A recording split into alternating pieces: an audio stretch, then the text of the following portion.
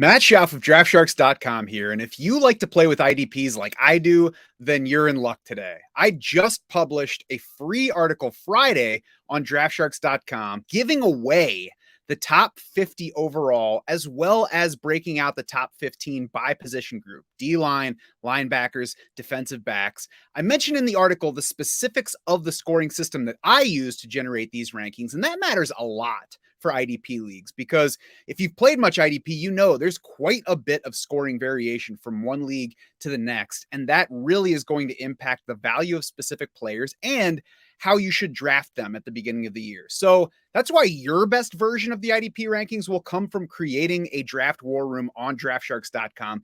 That's going to account for your league's specific settings, the lineup settings, the scoring settings, and it's going to customize the rankings to fit what you need for your specific league.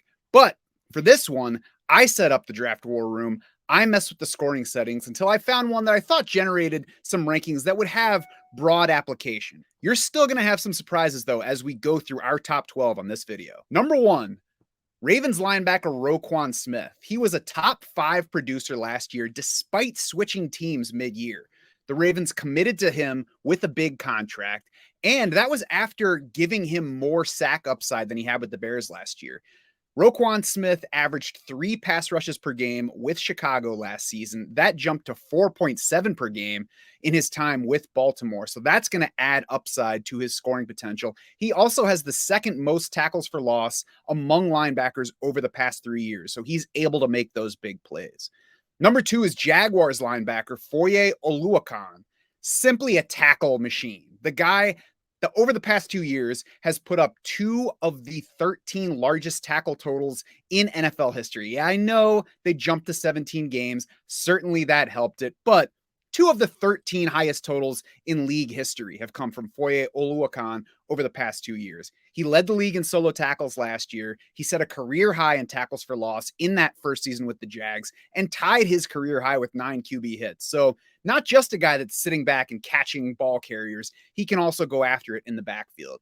Number 3 is Chiefs linebacker Nick Bolton, 7th in the league in tackles over the past 2 years, his only 2 years in the NFL. And Bolton wasn't even a full-timer until 2022. Pro Football Focus's coverage grades say that Bolton got better throughout last season in that area. So that's only going to add upside to his game if he can keep that trending upward. He already looks like a guy who's at least going to be a safe bet for tackles. Now, those are the top 3 linebackers for this specific set of rankings, but I mentioned how much the scoring differences matter. So I'm going to bring up the linebacker rankings. You're going to see them in a different order than what I just mentioned. Foye Oluokun, number 1, Nick Bolton, 2, Roquan Smith, 3, and a guy that we're about to talk about in there at number 4. So that is a scoring setting that includes a bit more reliance on tackles and a bit less on big plays, such as sacks. So that's why you're going to see a different order of those linebackers at the top. Again, that just emphasizes the importance of the scoring system that you're using on the rankings that come out. Number 4 on our list is TJ Watt, who plays edge for the Steelers. Nobody has more sacks or quarterback hits since TJ Watt entered the league in 2017 than he does. His production was down last year, but that was after he returned from a pectoral tear. And while he was out getting over that, he also had knee surgery. So frankly, the fact that TJ Watt came back to play at all and that he was playing full time by the end of the season is pretty remarkable. I'm going to throw out the production from the end of that year. We're talking about a guy who turns 29 in October, so he should not be over the hill yet. And we just saw big bro JJ Watt retire after his age 33 season. JJ Watt put up 12.5 sacks in that season. So we know the Watts come from pretty good bloodlines. I'm going to go ahead and trust TJ Watt for at least another year. Number 5 is CJ Mosley of the Jets, a top 10 fantasy finishes in each of the past 2 years with the Jets. That followed a couple years where injury and then skipping the season for COVID knocked him out of action. Mosley's PFF grades improved last year versus 2021 in run D, in pass rush, and in coverage. The past 2 years have also provided his best for solos and assists. And last year, CJ Mosley also had his most passes defensed since 2017. So he's at a point in his career where he should be declining, but he actually got better last year versus the year before. Maybe that decline comes I'm going to go ahead and bet on CJ Mosley, though. Number 6 is Chargers safety Derwin James. Now, he's dealt with some injuries early in his career. That's gotten in the way of what has still been a strong start to his career.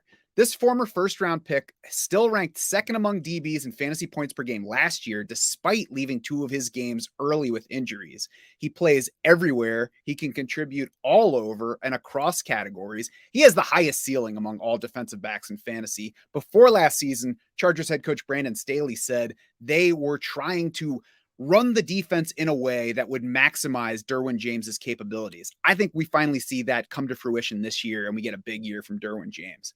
Number 7 might be the first real surprise on the list. Frankie Louvu of the Panthers. Now, a year ago, I don't know about you, but I didn't know much about Frankie Louvu. He drops down these rankings if we take tackles for loss out of the scoring settings. I would recommend that you use tackles for loss. I know it's not a standard scoring setting for IDP yet, but it should be because it's a play that shows the value of a defensive player. If a guy's making a tackle behind the line of scrimmage, that's a whole lot more valuable than if he's making it downfield. So we should score that, and we should reward him with fantasy points for that and value that player more highly. Frankie Louvu did that great last year. He tied for second across all defensive positions in tackles for loss. Only Max Crosby had more than he did.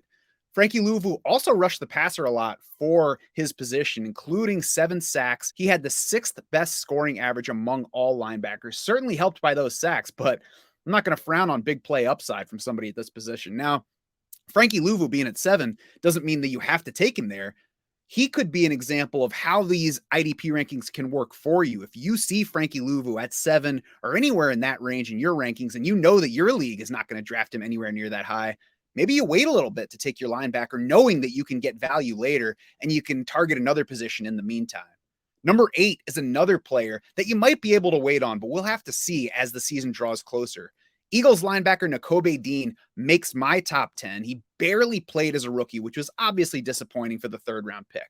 But this spring, he was wearing the green dot in practices for the Eagles. This is a guy who started 25 career games at Georgia. That's 8 more than college teammate Quay Walker, who played 1 more year for the Bulldogs. Dean was a cross-category producer at Georgia. He takes over a role now that propelled TJ Edwards to LB1 fantasy points in 2022 before Edwards got the big contract to go to Chicago in free agency.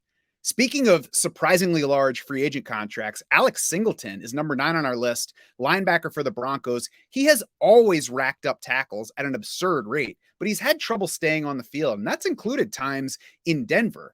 But in free agency, he got a 3-year deal from the Broncos, averaging $6 million a year. That tells me that they're planning to keep him on the field at least near full time. And like I said, when Alex Singleton's on the field, he's collecting a whole bunch of tackles. So especially if you play in a tackle-heavy scoring system, it's time to play Alex Singleton in your lineup. Number 10, Troy Anderson, a first-time starter for the Falcons this year. Now, I'm going to look back to his college career to show you just what a freak athlete we're talking about.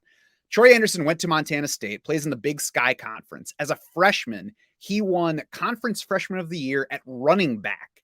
Then, as a sophomore, he started at quarterback for the team, ran for 21 touchdowns there, and was a first-team all-conference quarterback.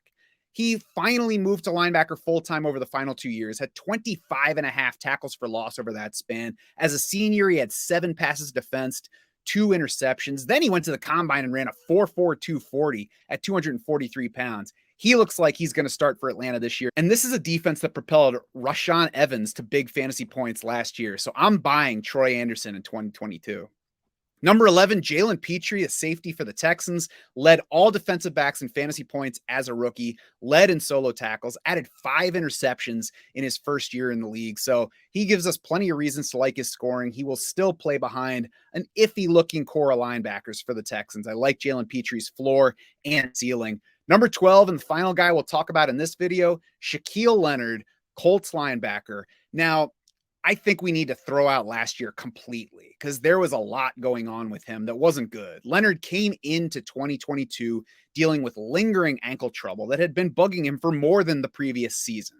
He had back surgery in June, so he already looked like a guy that we might not be able to count on in the 2022 season. It turned out to be that way. Even after he returned from that, he suffered a concussion and a facial injury. It was initially reported as a broken nose, but it was definitely more than that and cost him further time. Now, Leonard is still just 28, and we have already seen that he has as much cross-category scoring potential as any other linebacker in the league.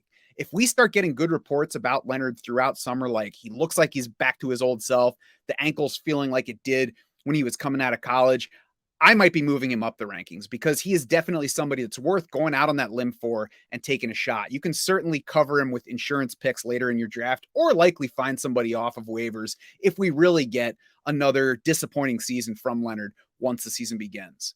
You can click the link in the description for this video to check out the full article to see the entire top 50, or just Google Draft Sharks IDP rankings. In that article, like I said, you'll find the entire top 50. You'll find the top 15 by position. But just to reiterate, you're going to get your best set of IDP rankings by going to draftsharks.com, creating your draft war room, and entering your specific league settings. Thanks for watching.